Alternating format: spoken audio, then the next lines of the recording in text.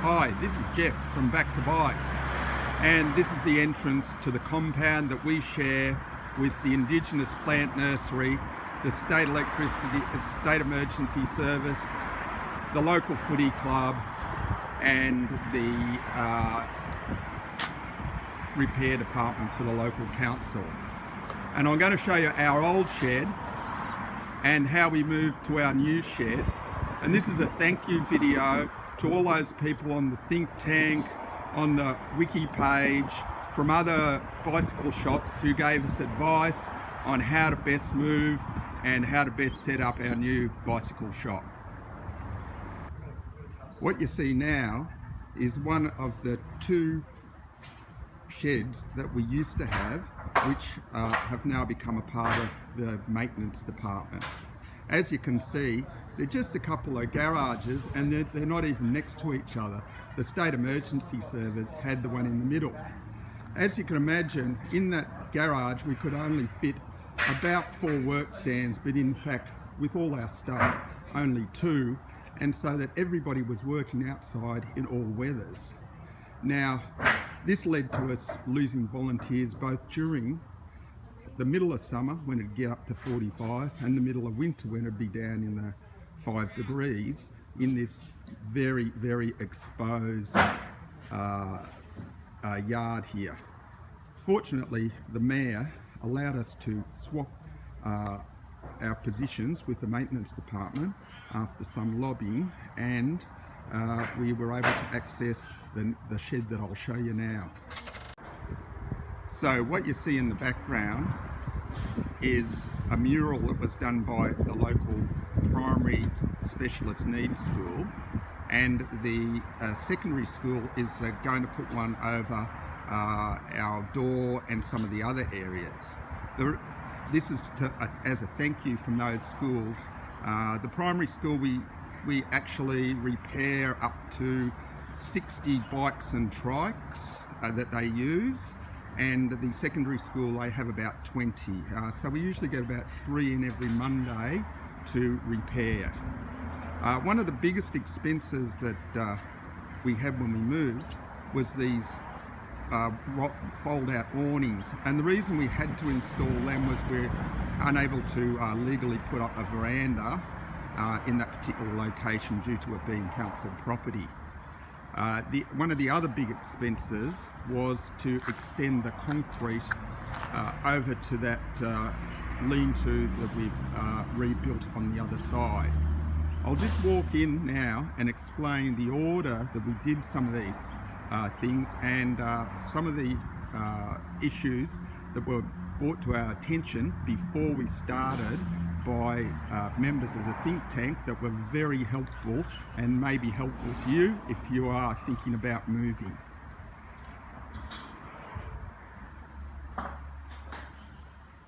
Now, when we moved into these premises, there was in fact a wall going from one corner to the diagonally 45-degree other corner, made of steel, and there was no lighting, no insulation, and basically just an unpainted concrete floor and a few old lights. So the first thing we did was we pulled down this wall, and we used a lot of the steel out of the wall to make stands and racks and other items. We also had some basically what we might call leftover junk and tables and that, which we turned into workbenches for our volunteers. I'll explain what we did first.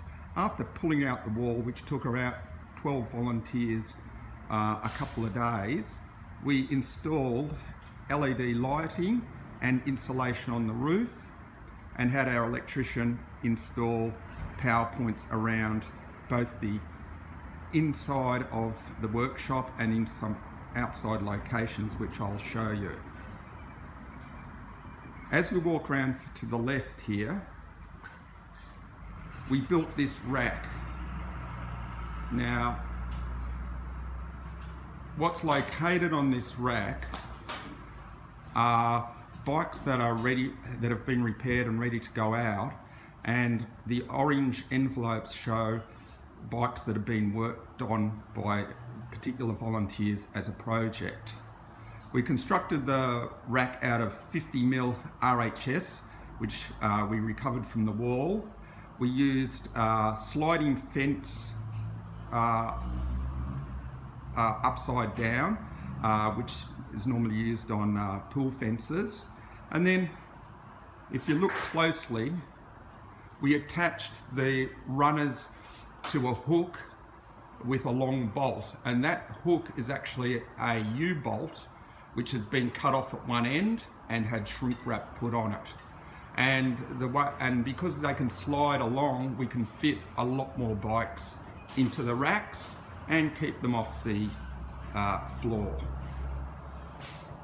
As we go down here, that's a couple of brand new park tool stands, double-sided ones that we're about to erect in place of our old stands, which are, some of them are 5 years old and have been used and abused.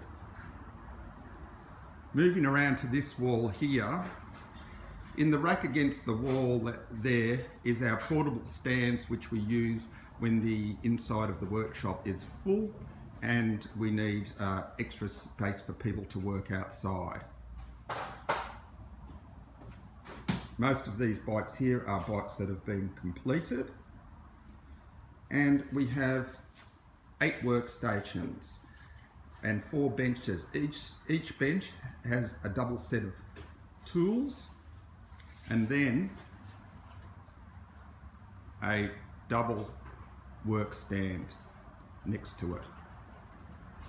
Now, as we look over at these racks, the double rack you can see in front of you has been laid out so that on the far side we start with the order of the parts being the handlebars, working down around through to the bottom bracket, and then around to this side, everything from the back of the bike.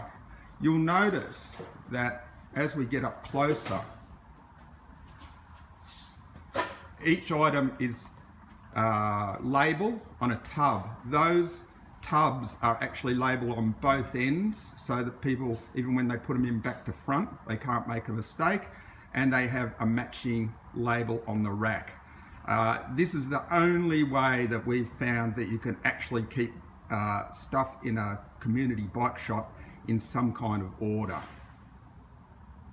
As you look above the racks, you see all our spare rims and wheels hanging up. These are actually laid out in a particular order with, as you can see, wheels 700 rear, wheels 700 front. As you come around here, we have pairs and 27-inch, and then further over to the wall we have the 26-inch rims. As we walk around here, you can see we've put signs on the side of the racks to give new volunteers an idea of actually where everything is. And then along this wall are all the tyres, which are sorted in sizes, mainly 700s and 26s, but we have all sorts of odd fractional sizes for unusual bikes, such as 26-inch and 24-inch fractional. We even have, you know, your 27.5 650Bs, which are getting popular. We've tried to make everything as easy as possible. All the seat posts are actually in order and put on end rather than in a tub like they used to be, from 20mm through to 32mm, if you have a look there. And then we have other things such as seat post clamps next to them. So hopefully there is some kind of reasonable logic to so that volunteers can find parts reasonably easy. As we go around past the tyres, there is all the small parts which are racked on the wall, same way so that they can be put back in the right place, such as V-brake springs, cable tensioners, spacers, shifter parts, and then the smaller parts such as bolts are in here, such as front axle nuts, washers, all the things like that. Now we also have two large tool boards. This particular tool board was laid out on the advice of another bicycle shop, looking like a bicycle, and that's got all the large and unusual bicycle tools on it, and the far board has standard tools for work that we do, such as fixing up the workshop, non-bicycle tools such as hammers and that sort of thing. In the drawers below there are more tools,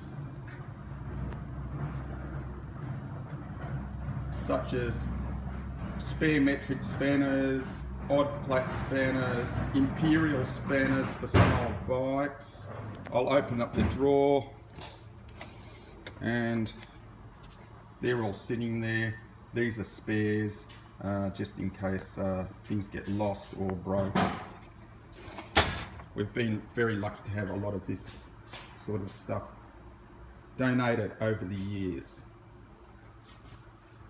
As we come around to the right here, we have another bench with the wheel truing stand and grinder, bench drill, which we got for 80 bucks from Aldi, and a double-sided professional park tool stand, which we bought second-hand off a mechanic in very good condition. And then we go around further. On that wall there's going to be a flat screen TV, which is about to be fitted so that videos can be shown for our classes. Going further around here, this particular cupboard has paints, leads, lubricants, cleaners, anything that's kind of dangerous or flammable goes in the lock cupboard here.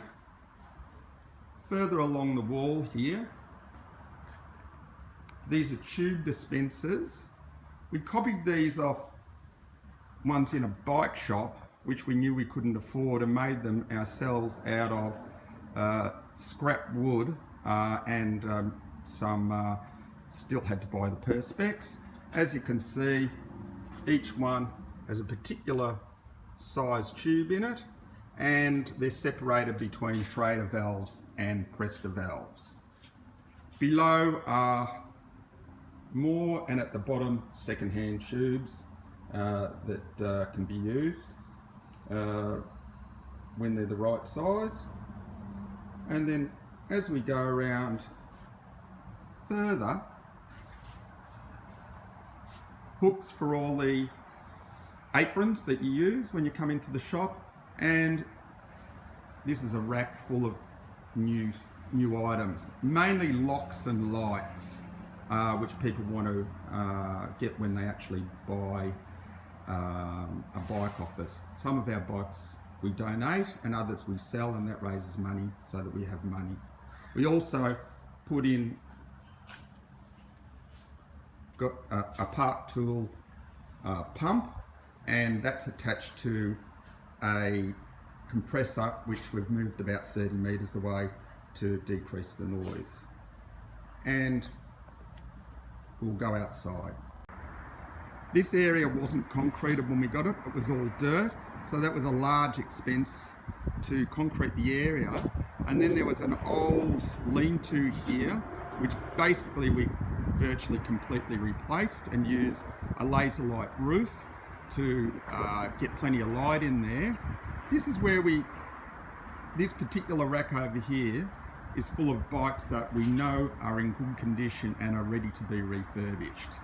In fact, the one at the front is virtually finished, and that's going to be given to an asylum seeker family who we're giving 4 bikes to.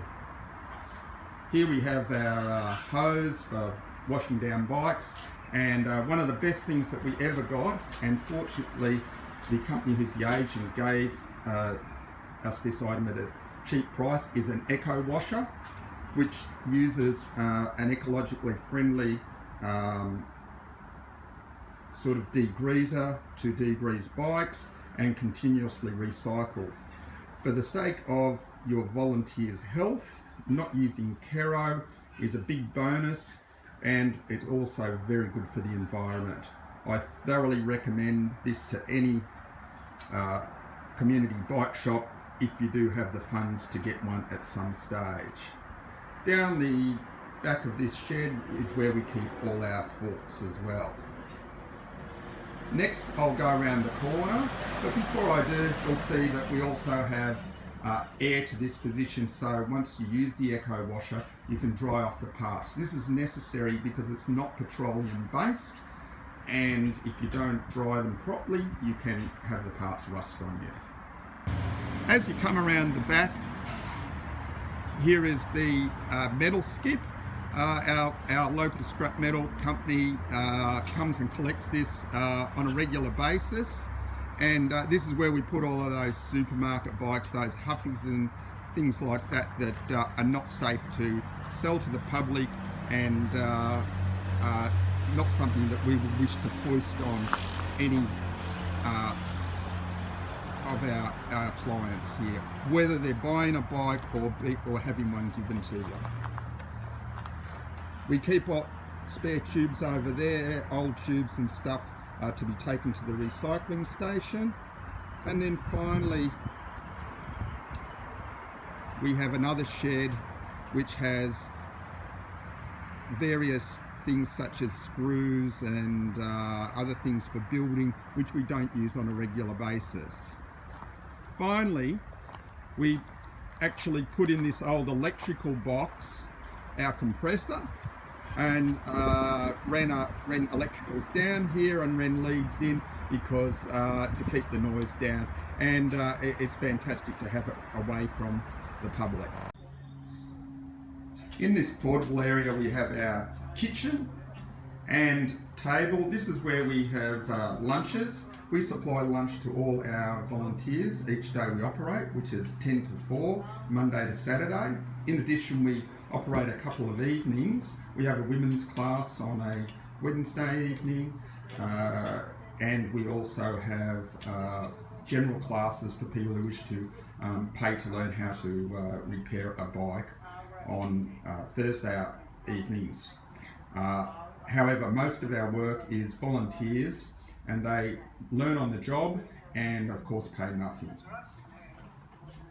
When it's not being used as a lunchroom, this is our office. It's being used at the moment to advertise bikes on Gumtree, which is a social media site. Notice board, and coming around here we have another area for storing frames inside and leading down to the bathrooms.